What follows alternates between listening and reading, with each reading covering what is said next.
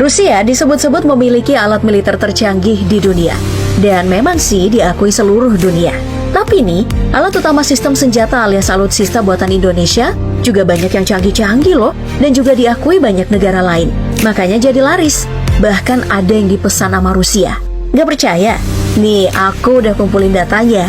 Yuk berkenalan dengan alutsista buatan dalam negeri yang laris manis di luar negeri berikut ini. Yang pertama ada Anoa 6x6 produksi PT Pindad Indonesia.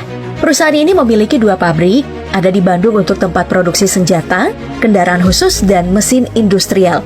Juga ada di Turen Malang untuk tempat produksi amunisi dan bahan peledak komersial.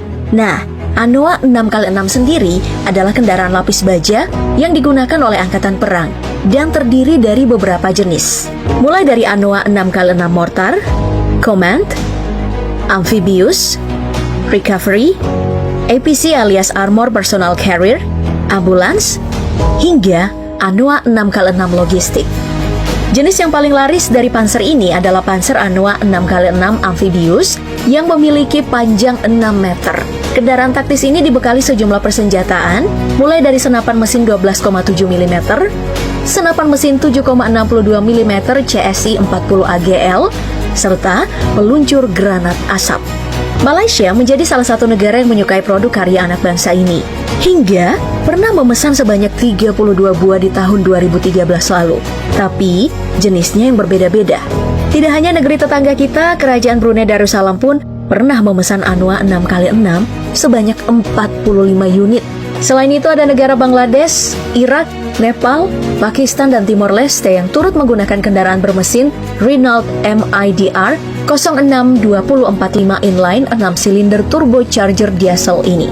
Dan kendaraan ini juga digunakan untuk misi perdamaian PBB sebanyak 360 unit. Sebenarnya nggak hanya itu, ada juga tank buatan Indonesia yang mendapat tempat di pasar internasional dan menjadi alutsista terlaris di tahun 2020 lalu. Namanya Medium Tank Harimau yang juga diproduksi PT Pindad hasil kerjasama dengan Turki FNSS sejak tahun 2017. Perjanjiannya untuk di kawasan Asia, Indonesia menjadi negara yang memasarkan tank dengan meriam Cockerill 105 mm ini. Sedangkan untuk pasar Eropa, Turki yang mengambil alih. Filipina dan Ghana menjadi 2 negara pemesan tank Harimau ini.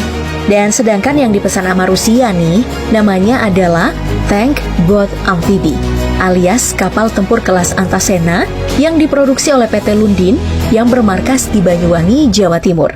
Kapal ini merupakan kombinasi kapal bot dan tank yang bisa digunakan untuk operasi amfibi di laut dan sungai. Keren ya.